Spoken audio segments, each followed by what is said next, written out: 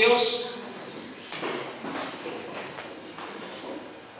Eu acho que eu vou fazer que nem o Zezinho, viu, meus irmãos? Acho que eu vou pregar sentado, porque eu estou cansado. Estou cansado, meus irmãos. Hoje eu estou cansado, viu? Graças a Deus, mas estamos aí. Mateus capítulo 4 fala, nós falamos da impecabilidade de Jesus e falamos que a tentação dele é real. Não foi uma tentação ilusória, não foi uma tentação hipotética.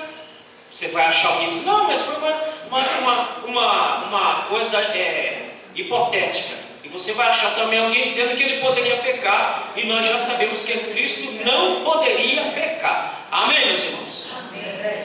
Então, o que fala a tentação de Cristo?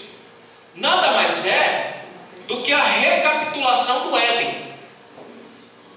Assim como Adão e Eva foram colocados à prova, Cristo agora também é colocado à prova. Lembre que eu falei, nós estamos aqui, Jesus foi batizado, cheio do Espírito Santo, aí o diabo vem, pega ele pela mão e leva ele para o deserto para tentar ele. E ele vai mostrar aonde o primeiro Adão falhou como homem. Ele vai mostrar que como homem nós conseguimos vencer. E a maioria dos escândalos que está acontecendo hoje no nosso meio tem a ver com esse capítulo aqui que nós vamos meditar agora. Você vai perceber que todos os escândalos envolvendo pastor, envolvendo obreiro, envolvendo crente, tem a ver com Mateus capítulo 4. Porque nós estamos falhando como o primeiro Adão. Nós não estamos fazendo como o segundo Adão, que é Cristo, que na carne venceu a tentação. Amém, meus irmãos? Então, a tentação também é uma oferta que o diabo está fazendo para Jesus, para que ele seja rei do universo, pelo caminho mais fácil. Digo, olha, você está certo aí, seu pai está dizendo que... Não está escrito isso não, eu estou falando aqui. Você está dizendo que seu pai vai fazer você rei e tal, mas ele colocou uma cruz no seu caminho. Ele colocou um caminho difícil para você ser rei do universo. Mas eu estou te oferecendo um caminho mais fácil para você se tornar rei do universo. Vamos ver qual é esse caminho mais fácil. Qual é a primeira tentação que ele passa? Vamos ler no capítulo 4, versículo 3 e versículo 4. Leia aí. Mateus capítulo 4, versículo 3 e 4. Chegando-se ele, o tentador, disse: Se tu és filho de Deus, manda que essas pedras se tornem em pães. Ele, porém, respondendo, disse: Está escrito, nem só de pão viverá o homem. Primeira lição que você começa a aprender, só até o versículo 4, que você começa a aprender aqui, é que você só pode enfrentar o diabo se você tiver a palavra de Deus na sua boca. Amém, meus irmãos? Amém. Não adianta você amarrar, não, está amarrado, não adianta, está chicoteado, não adianta. Nós só vencemos o diabo com a palavra de Deus. Aonde que ele derrota o crente? Ele derrota o crente na falta de conhecimento da palavra de Deus. É aí que ele derrota. Quem conhece aqui, vou falar porque está na mídia mesmo, ela está aí se expondo para todo mundo. Irmãos, eu falei para vocês aqui uma vez que a igreja evangélica, ela hoje é criadora de ídolos. Toda hora a igreja cria um ídolo. E toda hora esses ídolos viram as costas para os seus criadores de ídolo. Todo mundo conhece, quem não conheceu, já deve ter ouvido falar de Priscila Alcântara. Agora ela apareceu com um novo visual, né? Visual moderno, cantando funk, cantando tudo, mas antigamente não, era crente, cantava, louvava, e de repente virou tudo. O que acontece com essa gente? A tentação é tentação da carne ou satisfação dos desejos. O desejo de muita gente é querer ser alguma coisa, é querer ter alguma coisa e quer satisfazer esse desejo de alguma forma e cai na primeira, não chega nem na segunda. Tem gente que está caindo na primeira. Tem uns que conseguem suportar a primeira, vai para a segunda, outros na terceira e cai na quarta. Porque ele é sedutor e ele sabe como atrair você. Irmão, o diabo não brinca de ser diabo. O diabo nunca vai tentar ninguém naquilo que ele não gosta. Por exemplo, eu nunca fui um cachaceiro, nunca fui um manguaceiro. Então não adianta o diabo vir para o meu lado com um copo de cachaça, porque aquilo ali, para mim, nem fede nem cheira. Ele pode vir com um barril, com um tonel, e para mim está tudo certo. Não é o que eu gosto. Mas o diabo sempre vai nos tentar naquilo que nós mais gostávamos de pecar, naquilo que nós mais gostávamos de satisfazer a nossa carne. É ali que ele vai nos pegar na curva, e é aí que muita gente está se perdendo. Então o diabo vem e diz: olha, repete aí, irmão. E chegando a ser o tentador, disse: se tu és filho de Deus, manda que essas pedras se tornem pães. Ele estava com fome já, 40 dias, 40 noites sem comer. O diabo sabia. Ele está com fome. Eu vou primeiro eu vou lançar dúvida. Eu vou fazer a mesma coisa que eu fiz com Eva lá no Éden. Ah, foi assim que ele disse: no dia que você comer, vocês vão morrer? Mentira, não está assim, estou pensando. Ele está escondendo alguma coisa de vocês. Na verdade, ele não quer que vocês sejam como ele. Por isso ele falou para vocês: olha, não coma. Lançou o veneno da dúvida na mente de Adão e de Eva. O diabo usou a mesma tática com Jesus aqui nesse texto. Ele lançou: se tu és, dizendo: olha, se realmente você for filho de Deus, transforma aí. Ou seja, se você é Deus como você diz aí, usa o seu poder aí para transformar aquelas pedras em pães. Qual foi a resposta de Jesus? Abra em Deuteronômio capítulo 8, versículo 1 a 3. Rápido. Olha a resposta de Jesus para Satanás. Olha da onde que Jesus tirou a resposta que está aqui no capítulo 4. Deuteronômio capítulo 8, versículo 1 a 3. Lê. Todos os mandamentos que hoje vos ordeno, guardareis para os cumprir, para que vivais e vos multipliqueis, e entreis e possuais a terra que o Senhor jurou a vossos pais. Verso 2. E te lembrarás de todo o caminho pelo qual o Senhor teu Deus te guiou no deserto, e estes 40 anos para te humilhar. Olha, Deus está dizendo: vocês andaram 40 anos no deserto. Em 40 anos não faltou pão, não faltou água, não faltou comida, não faltou carne, não faltou vestimenta, não faltou nada. Tudo isso para vocês não duvidarem da minha graça e da minha misericórdia. Continua. E te provar para saber o que estava no teu coração. Se guardares... Irmãos, presta atenção. E te provar para saber o que tem dentro do seu coração. Irmão, é quando nós estamos nas dificuldades da vida, é que nós colocamos para fora quem nós somos. É que nós expomos quem nós somos. É nas agruras da vida, nas dificuldades da vida, é que nós lançamos quem realmente nós somos. Se nós somos filho de Deus, ou se nós somos filho do diabo. Se nós somos aquele que no meio da prova, no meio da tormenta, louvamos ao Senhor, glorificamos ao Senhor, ou murmuramos. Então Deus está dizendo: olha, eu coloquei vocês à prova, não para mostrar para mim, porque, irmãos, tem hora que Deus tem que esfregar na nossa cara. Os irmãos estão me entendendo. entendendo, amém? Amém. Tem hora que Deus esfrega na nossa cara, para a gente ter noção quem nós somos. Então tem hora que Ele deixa as coisas acontecer, porque Deus sabe de tudo. Deus me conhece, conhece você de todo jeito que você imaginar. A Bíblia diz que Ele nos conhece se nós proferimos uma palavra. Ele já sabe qual é a palavra, porque Ele nos conhece perfeitamente. Mas tem hora que Ele deixa as coisas acontecer para esfregar na minha cara e na sua cara quem realmente nós somos. Ele fez isso com o povo no deserto, e Ele continua fazendo isso também em nossos dias. Amém, meus irmãos? Continua. De provar para saber o que estava no teu coração, se guardarias os seus mandamentos ou não.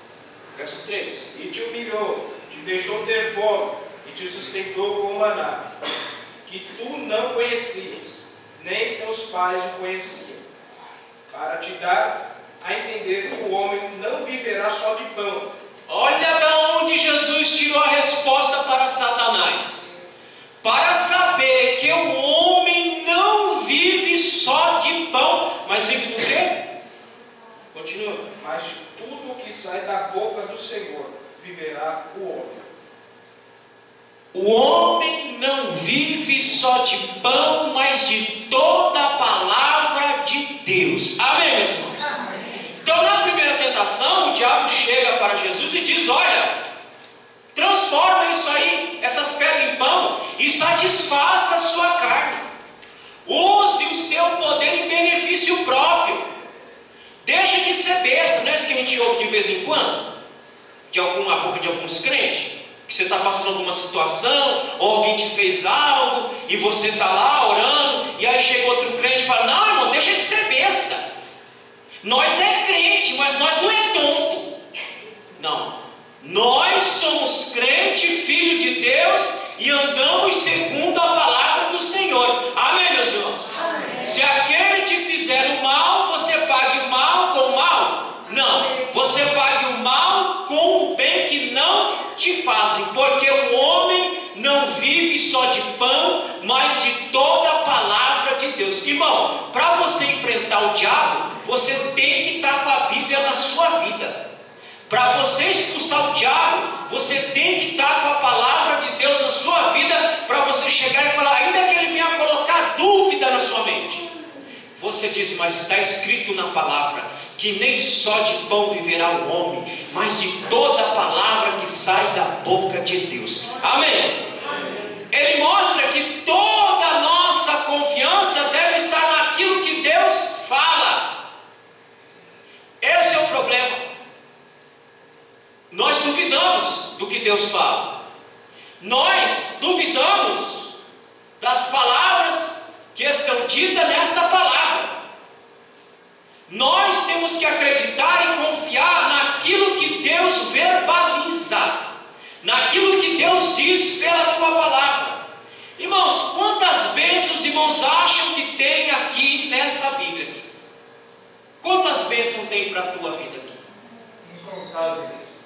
São mais de 32 mil bênçãos. Você pode viver uma vida, você pode viver 1000 anos, e você não desfruta de todas elas. Mas aqui tem bênção suficiente para você usufruir para a glória de Deus. Amém? Amém. Quando você estiver passando dificuldade, você vai lembrar da palavra. Mas nem só de pão vive o homem, mas de toda a palavra que sai da boca de Deus. Então ele mostra que nossa confiança tem que estar na palavra.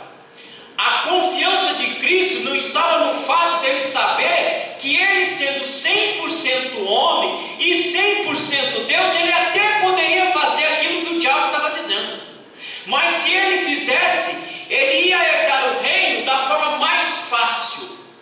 Mas a Bíblia diz que Cristo tem o reino e ele adquiriu isso da forma mais difícil para a glória de Deus, para entregar para quem? Para entregar para os seus filhos, que somos nós que estamos aqui. Amém, meus irmãos? A satisfação do desejo não é a coisa mais importante.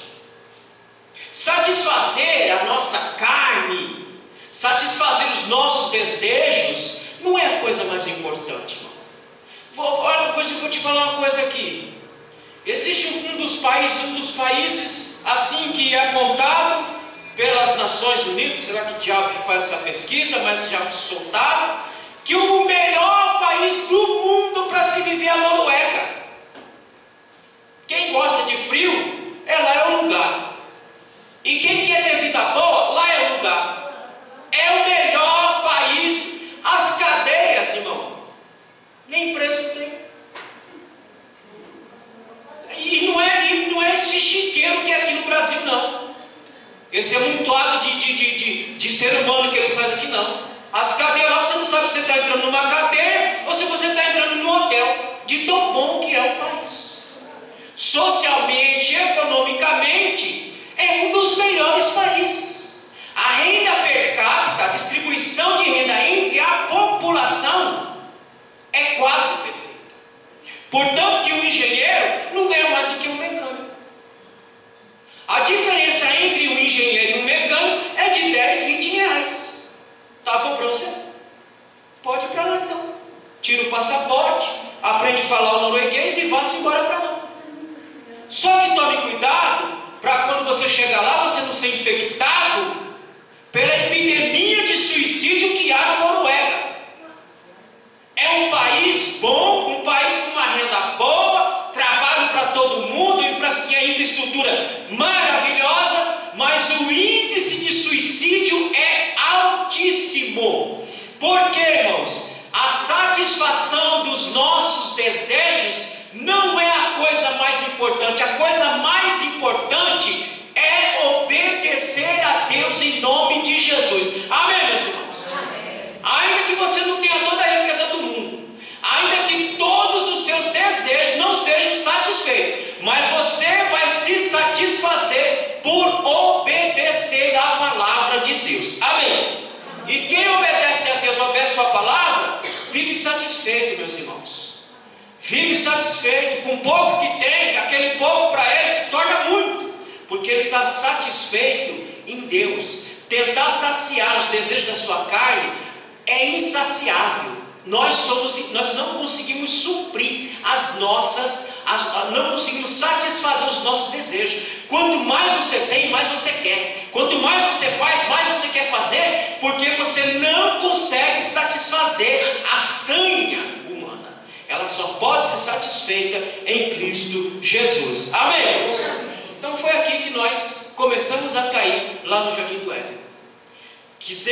Nós queríamos satisfazer os nossos desejos. Qual era o nosso desejo? O nosso desejo era ser igual a Deus. Nós queríamos ter o poder que Deus tinha. Nós queríamos fazer tudo que Deus faz. Mas o que nós conseguimos foi dor, tristeza, angústia, cansaço e problema na nossa vida. Então aí nós estamos na primeira tentação. A tentação da carne, a satisfação dos desejos. Versículos 5 e 7. Segunda tentação. Então o diabo levou a cidade santa e colocou sobre o pináculo do templo. E disse: se tu és filho de Deus, lança-te daqui abaixo, porque está escrito que aos seus anjos dará ordem a teu respeito, e tornar-te-ão nas mãos, para que nunca tropeces em alguma pedra.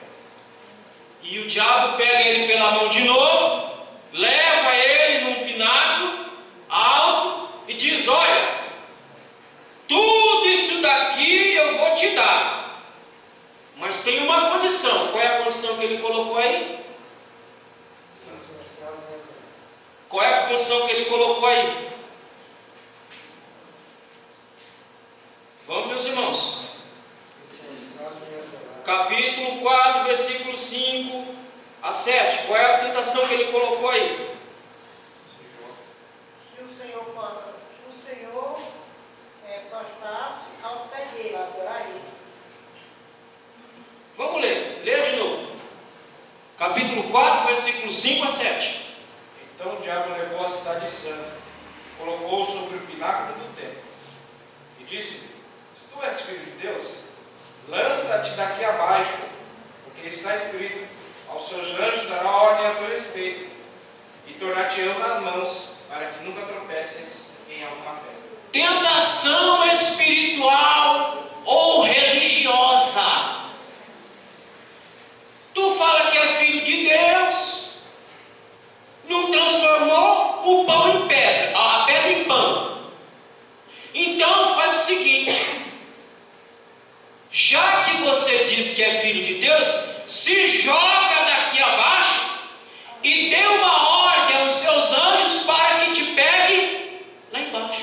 Ele está citando aqui o Salmo 91 fora do seu contexto. E ele leva de novo para o Éden. Porque lá no Éden, a segunda tentação, ela fala sobre a nossa soberba. Olha, você não é filho de Deus? Então mostra aí para o povo. Mostra para mim que você realmente é filho de Deus. Se joga daqui e dá uma ordem para o anjo esperar você lá embaixo e te amparar com as mãos, se realmente você é. A tentação religiosa, a soberba, não é o que nós estamos vendo hoje dentro do nosso contexto evangélico? A soberba tomando conta dos homens, a soberba tomando conta das mulheres, a soberba tomando conta das igrejas, das lideranças, do povo. Alguém querendo ser maior do que a outro, alguém querendo ser melhor do que o outro. Não é a soberba que nós estamos vendo? E ele diz: não, se joga aqui. Se você for realmente aí quem você está falando, então você não vai morrer. Os anjos vão te amparar lá quando você cair no chão. E aí o Cristo está citando o mesmo texto lá de Deuteronômio capítulo 6. Vamos ler Deuteronômio capítulo 6 e versículo de número 13. E nessa tentação espiritual religiosa, há uma ideia também de autoridade. É como que se o diabo estivesse dizendo: olha, tudo isso aqui é meu, tudo isso aqui é meu, eu posso te dar tudo isso daqui. Se você se deixar tomar pela sanha de autoridade, se você se deixar tomar pela ideia de superioridade, se você se deixar tomar pela autonomia. Os irmãos sabem o que significa autonomia? Quem aqui tem vontade de ser autônomo? Autônomo, quem aqui tem vontade de ser autônomo? Bom, só o nosso irmão ali quer ser chefe dele mesmo. Você não tem vontade de ser seu chefe, seu próprio patrão? O que você está buscando? Autonomia. O que é autonomia? Autonomia significa lei para si mesmo. Ou seja, você quer ser a fonte de sua própria lei. Porque se você tem autonomia, você dita regras. Você diz o que alguém tem que fazer. Você dá a sua cartilha para alguém. Então o diabo está dizendo: olha, ganhe sua autonomia. Você vai ficar aí nos pés desse Deus que está falando aí para quê? Se você pode ter autonomia, só você pular daqui e dar uma ordem lá, e os anjos vão te catar lá e você não vai morrer. Então, ganhe sua própria autonomia a partir do seu próprio poder. Não fique dependendo de Deus, não. Irmão, nós somos dependentes de Deus para tudo. Para tudo. Se você está olhando para mim, é porque Ele deixou você olhar. Se você está respirando esse ar, é porque Ele está dando esse ar. Se você está com saúde, é porque Ele está dando comida para você comer e ter saúde. É Ele quem nos dá tudo. Paulo diz: nele existimos, nele nos movemos, nele nós somos tudo. Sem Ele nós não somos nada, irmão, nada. Então não tem como eu falar: não, eu quero ser autônomo de Deus. Eu quero decidir minha própria vida. Eu quero andar do meu próprio jeito. Foi o que eu falei lá no fim da conversa. Lá eu digo: olha, meus irmãos, vamos fazer o seguinte: Deus decide tudo, porque quem manda em tudo é Ele. A gente fala, planeja, mas quem manda em tudo, quem decide tudo é Ele. Então vamos deixar Ele decidir tudo isso, porque dele nós somos dependentes para tudo. Amém, meus irmãos? Amém. E eu já falei uma coisa aqui, vou falar de novo. Você não é livre, você está preso, você é escravo, e você Você é escravo de Cristo. Ó, pastor, muito forte. Não é forte não. Você não é servo de Jesus? Sim ou não? Vamos, meus irmãos? Sim. Pronto, se tu é servo, tu é escravo. Porque servo é escravo. Então tu é um escravo. E o escravo não tem autonomia. O escravo depende do seu senhor para fazer qualquer coisa. E eu sempre disse a vocês aqui, nas coisas pequenas da sua vida, você toma a decisão a hora que você quiser. Se não decidir dizer assim, olha, eu quero pintar meu cabelo de roxo, o que nós vamos fazer? Vai lá no cabeleireiro, lá, fala, minha filha, pinta de roxo aí. E pronto. Ela decide. Isso não vai afetar em nada na vida dela, irmão. Pode os irmãos ficar assim, mas né? Nossa, irmã, está com cabelo roxo. Aí chega outro dia, ela vem com cabelo vermelho. Mas está dentro da liberdade dela de decidir as pequenas coisas. Porque as pequenas coisas não afetam a sua vida globalmente. O que pintar o cabelo vai mudar minha vida globalmente? Em nada. Em nada. Eu posso tomar a decisão. Mas não estão me entendendo?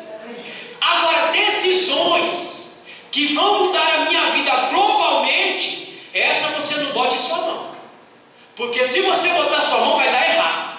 E a hora que der errado, você vai querer olhar para o céu e perguntar, por quê? Digo, porque você decidiu fazer isso. Você não me consultou. Você decidiu uma coisa que não era para você decidir. Então, as coisas grandes que vão mudar a nossa vida globalmente, irmão, essa só Deus pode colocar a mão. Amém, meus irmãos? O que o diabo queria? Não, faz aí, dá a ordem. Essa decisão de Cristo ia mudar toda a história da humanidade. Essa decisão de Cristo ia colocar nossa salvação por terra. Agora olha a resposta que ele dá. Deuteronômio capítulo 6 e versículo 13. O Senhor teu Deus temerás, e a Ele servirás, e pelo seu nome jurarás. O Senhor teu Deus temerás, e ao seu nome jurarás, e não tentará o Senhor teu Deus. O problema é que tem hora que a gente tenta Deus. Irmão, você sabe que se você passar por aquela rua ali, vai ter um perigo, o que você faz? Crente louco, doido da cabeça, sem noção, não, eu vou passar aqui porque eu sou filho de Deus, eu vou passar por aqui, passa por lá, chega lá, é assaltado e morto, esquartejado. Ué, mas o Senhor não está comigo? Digo, você está tentando a Deus. Então não atenta ao Senhor teu Deus. Amém, meus irmãos? Não ceda à tentação espiritual religiosa. Não queira ser maior. Não queira ser melhor do que ninguém, porque ninguém é maior e ninguém é melhor do que ninguém. Somos todos iguais aqui, meus irmãos. Ninguém é mais espiritual do que o outro, porque o outro ora mais, o outro ora menos. Não. Ninguém é maior, ninguém é melhor. Somos todos iguais. Não, se sua vida espiritual não está sendo abençoada, glorifique a Deus e se humilhe a Deus, porque é Deus quem está te dando graça. Amém, meus irmãos? O poder não é seu, a virtude não é sua, nada é seu. Tudo vem de Deus. Tudo é dele, tudo é para ele, para a glória dele. Não ceda à tentação religiosa ou espiritual de querer ser maior, de querer ser melhor do que o outro. Eu não sou maior do que vocês. E aliás, pela Bíblia, eu sou menor do que vocês ainda. Eu sou servo de vocês. Eu não sou chefe, eu não sou patrão, eu sou servo de vocês, que estou a serviço de vocês e para a glória do Senhor Jesus Cristo. Amém, meus irmãos? Então ninguém é maior e nem melhor. Somos todos iguais. E todos nós somos ferramentas na mão de Deus. Cada um Deus usa de uma forma, de uma maneira. Se alegre, se contente como Deus me usa, porque você é necessário na obra de Deus em nome de Jesus. Amém? Terceira tentação, versículo 8 a 10. Novamente, o levou o diabo a um monte muito alto e mostrou-lhe todos os reinos do mundo e a glória deles. E disse: tudo isso te darei, se prostrando me adorares.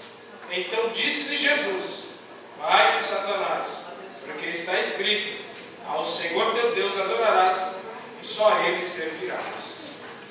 Agora, a terceira e última tentação é oferecer o governo, oferecer o poder. Agora o diabo fala uma coisa interessante aí: tudo isso te darei.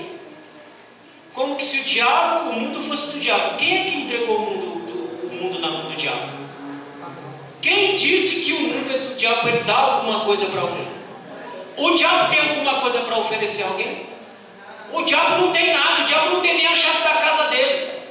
O diabo não tem nem casa, meus irmãos. Já falei para vocês que o diabo não tem nem casa, ele está solto pelo ar aí, porque ele não tem nada. Mas ele vem com essa tentação aqui de oferecer governo, de oferecer poder. Olha, irmãos, eu quando era crente eu continuo sendo, graças a Deus.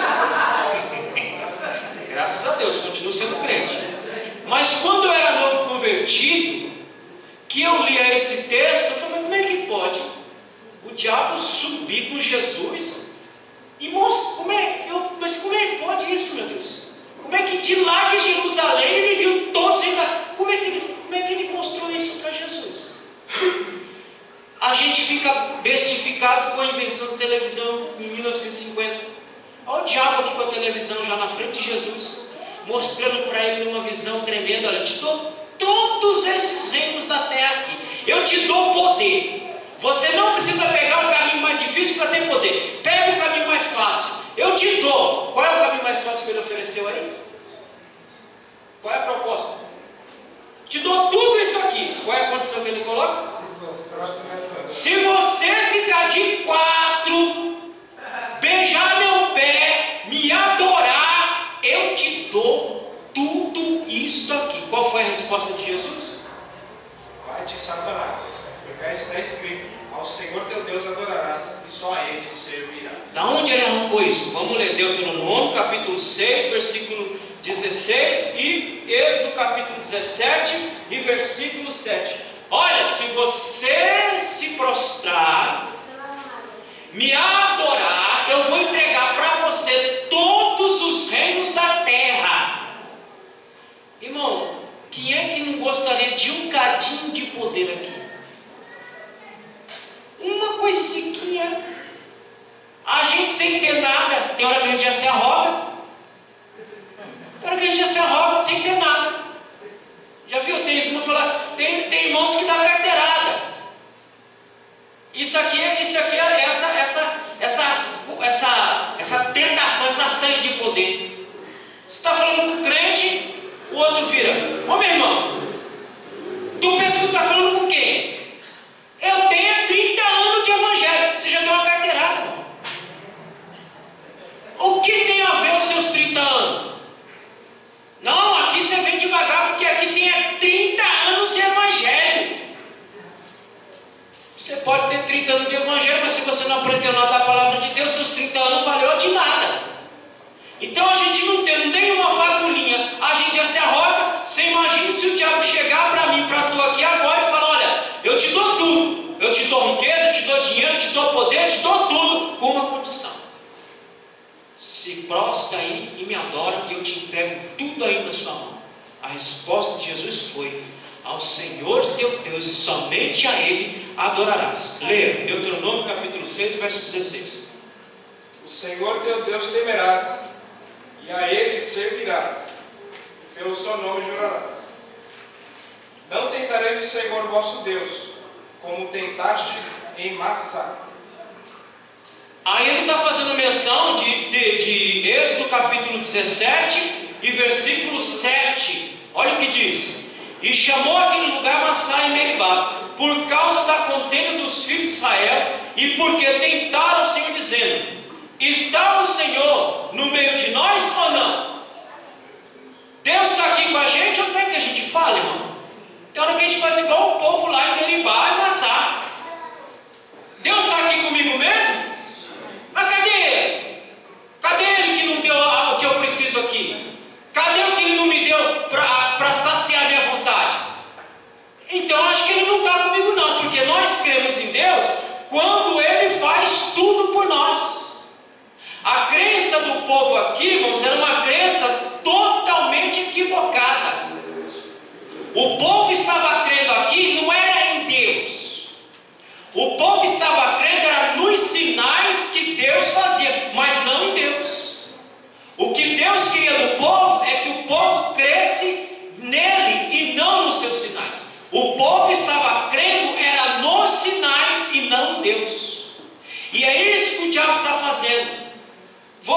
você cair aqui e me adorar, eu te dou tudo isso daqui. Creia daquilo nos sinais do poder que eu te dou. E o Cristo fala: olha, ao Senhor teu Deus adorarás, e somente a Ele. Amém, meus irmãos?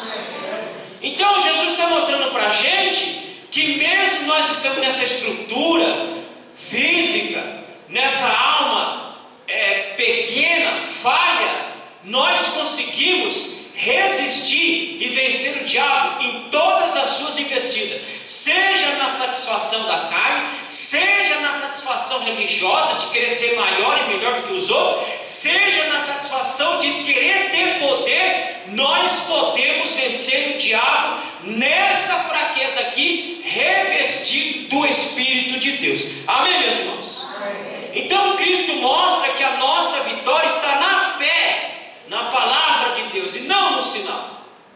Porque, irmãos, olha, eu já vi, vou falar para você, não desenvolva sua fé nisso. Porque se você desenvolver sua fé nas coisas que Deus faz, eu tenho uma notícia para você: você já está desviado. Você não vai desviar, você já está desviado. Porque tua crença só está naquilo que Ele faz. E quem disse para você que Deus está para fazer as coisas ao nosso bel prazer? Quem disse a você que Ele vai fazer tudo o que eu quero? Quem disse que Ele vai nos dar tudo o que eu peço?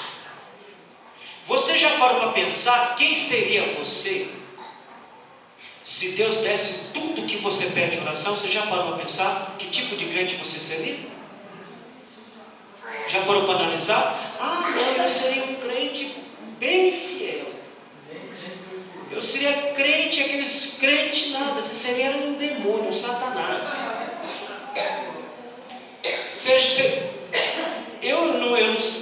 Eu sou filho único, mas nunca fui mimado. Porque eu sempre vivi em casa que tinha bastante gente. Então eu sempre tive que dividir tudo que eu tinha. E também eu não tinha que dividir tudo. Então eu sempre vim em casa que tinha gente, bastante criança. Então nunca fui mimado. Minha filha também nunca foi besta. Que a gente também, pelo menos eu e a Xanda, é que a gente era meio tosco mesmo. Tanto um quanto o outro. Mas a avó dela sempre fez tudo. Mas minha filha nunca foi tonta, besta. Criança que, sabe, que você tem que dar tudo que ela quer, dar. É assim que você seria, uma criança mimada. E criança mimada, quando você não dá tudo que ela quer, o que ela faz com você passar? Ela faz você passar vergonha no meio da rua. Sapateia, chora, bate, grita e berra, faz você passar vergonha. Se Deus ouvisse tudo e nos desse tudo, nós seríamos isso.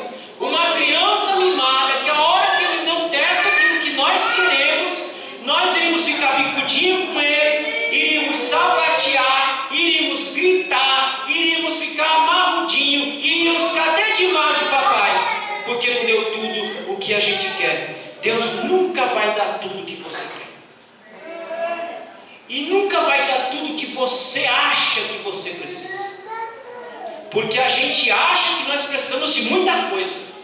Deus só vai dar aquilo que realmente você necessita, nem mais e nem menos. Amém, meus irmãos? Amém. E nós vamos continuar servindo a Ele, não por aquilo que Ele faz, mas por aquilo que Ele é. O que Ele é para nós? Ele é o nosso Redentor, o nosso Salvador, para a glória de Deus. Amém, meus irmãos? Amém. Então esta tentação leva a nossa fé a ficar desvirtuada. Se tudo que eu achar, olha, eu vou, não, o diabo me ofereceu, então eu vou adorar Ele. Pronto aqui, pronto. Eu estou com minha fé desvirtuada. Minha fé já se perdeu. Mas se minha fé estiver na palavra e no Deus da palavra, irmão, Ele fazendo ou não fazendo, nós vamos continuar glorificando e exaltando ao Senhor em nome de Jesus. Amém? Então Cristo mostra que o caminho da vitória é vencido pela, primeiro, humilhação. Você quer ter vitória na sua vida? Se humilha. Reconheça quem você é. Se enxergue diante do Senhor. Segundo, serviço. E uma das coisas que foi aventada lá no Itaim é a questão do trabalho. Eu digo, mas como é que está o serviço aqui? Como é que estão servindo aqui? Quer ter vitória? Serviço, trabalho. Irmão, eu nunca vi, todo mundo aqui, a maioria trabalha. Vai, chega lá e fala para o seu patrão o seguinte: esse mês aqui eu não vou trabalhar os 30 dias não. Eu vou ficar em casa. E eu quero meu salário na conta. Ele vai te dar? Ele vai te dar as contas para você. Mas você só tem o seu trabalho por quê? Porque você trabalha. E se você fizer um trabalho bom, ele vai reconhecer de alguma forma. Então você ganha o seu salário porque você trabalha. Você quer ter vitória? Sirva o Senhor. Trabalhe. Terceiro, sofrimento. Daqui a alguns dias eu vou pregar a vocês aqui Mateus capítulo 10. Quero que vocês leiam, para vocês entenderem o que é o Evangelho. Evangelho não é essa festa que estão dizendo aí, não. Evangelho não é esse oba-oba que estão dizendo, não. Capítulo 10 de Mateus descreve o que é a vida no Evangelho. Você quer saber o que é a vida no Evangelho? Mateus capítulo 10. Sofrimento. Tem sofrimento. Você quer que Deus faça o que para você? E eu disse hoje também: dê a cara a tapa. Se mostre. Diga: se eu estou aqui, o que o Senhor quer? O que eu posso te ofertar? O que eu posso te dar? O que eu tenho que eu posso ofertar para o Senhor? Irmão, você não tem nada, só tem você mesmo. O seu dinheiro não vai servir. As suas coisas, suas posses não vão servir. A única coisa que você pode ofertar para Deus é você mesmo. Amém, meus irmãos? Então tem sofrimento. E por último, apego às Escrituras. Nós temos que nos apegar à palavra de Deus, porque a vitória está naquilo que diz a palavra e naquilo que eu vivo da palavra de Deus. Amém, meus irmãos? Amém. Então Cristo mostra que dá para vencer a tentação nessa fraqueza, se nós estivermos em Cristo. Agora, o que possibilitou Cristo enfrentar Satanás e dizer: retira-te? Porque se você perceber no capítulo 4, o diabo estava segurando na mão dele. Aqui, vem aqui. Olha como é que o diabo está. Vamos aqui. Olha. Está vendo? Tudo isso aqui eu vou dar para você. Se você cair de quatro e me adorar. Não, bora para aqui agora. Vou te dar outro. Olha, agora você se joga para mim e me fala para os anjos te pegar lá. O diabo estava literalmente segurando na mão de Jesus. Você vê isso no versículo de número 3. Se pôs ao lado. Versículo 5. Levou consigo. Versículo 8. E o levou com ele. Versículo 11. E o deixou. Aí Jesus disse: retira-te, vai-te embora, porque ao Senhor e somente ao Senhor teu Deus adorarás. Amém, meus irmãos? O diabo continua tentando nós, na tentação da satisfação dos nossos desejos, na tentação religiosa e espiritual de querer ser maior ou melhor, e na tentação de queremos ter poder ou governar alguma coisa. Tem irmãos, aqui na Luz Divina, graças a Deus, aqui eu digo isso com sinceridade diante de vocês, graças a Deus aqui não tem mais. Aqui todo mundo sabe que todo mundo é igual. Aqui todo mundo sabe que todo mundo é útil. Aqui todo mundo sabe que é ferramenta na mão de Jesus. Aqui todo mundo sabe que o pastor que vocês têm nunca se arrogou de nada aqui. Porque eu não tenho nada, irmãos. Eu, que eu falei por hoje, eu não tenho nada, irmão, não tenho nada. Eu só tenho a mim mesmo para ofertar a Ele. E olha lá, só isso que eu tenho, mais nada. Então hoje nós temos condições de enfrentar o nosso adversário com a palavra de Deus, somente com a palavra de Deus. O que é que nós aprendemos com tudo isso? Primeiro, a nossa vida não pode ser vivida na busca da satisfação. Irmão, não dá para viver querendo se satisfazer toda hora, saciar os seus desejos. saciar a carne, saciar a alma, saciar a vontade. Não dá para viver só na busca da satisfação. A nossa vida tem que ser vivida para a glória de Deus, somente para a glória de Deus. Buscai o reino de Deus e todas as demais coisas, o que Ele faz? Ele acrescenta. Então não viva na busca da satisfação dos seus desejos. Segundo, nossa fé não pode estar fundamentada na crença em sinais. Eu não posso crer em Deus só naquilo que Ele faz, porque tem hora que Ele faz e tem hora que Ele não faz. Irmão, se minha crença tivesse firmada nas coisas que Deus faz, eu já teria perdido a minha fé há muito tempo. Há muito tempo. Porque nem tudo que eu quero e nem tudo que eu queria Ele fez. Ele só fez exatamente aquilo que Ele quis. E eu louvo a Deus por isso, porque é sempre o melhor para a glória de Deus. Amém? Nossa fé tem que estar firmada em Deus e não naquilo que Ele faz. Terceiro, nossa vida deve ser vivida no caminho da humildade. Você não é nada. Sabe o que você é? Tem um cara que fala, né? Sabe o que você é, o que tem? Isso é uma coisa assim. Sabe o que é você? Você é um pedaço de carne apodrecendo em vida. Irmão, você já viu como tu fede? Fica um dia sem tomar banho. Fica 2 dias. Fica uma semana e vai trabalhar. Vai pegar o trem. O povo vai te jogar para fora do trem. Porque tu fede em vida. Você está apodrecendo em vida. Você sabe que todo dia você morre. Todo dia você está morrendo. Nós não somos nada. Não queira se arrogar. Você não é nada. Você não tem nada. Você não pode nada. Deus é quem pode tudo. E Deus é quem nos dá tudo para a glória de Deus. Amém, meus irmãos? Quarto e último. Nossa fé deve ser construída e firmada na palavra de Deus, porque ela é o nosso porto seguro. Amém, meus queridos? Aprenda com Jesus, porque Ele é o melhor professor que nós temos. Eu não sou o melhor professor. Eu não sou. O melhor professor que nós temos é Cristo. Aprenda com Cristo e você vai ter vitória na sua vida, em nome de Jesus. Amém? As palmas louvam ao Senhor.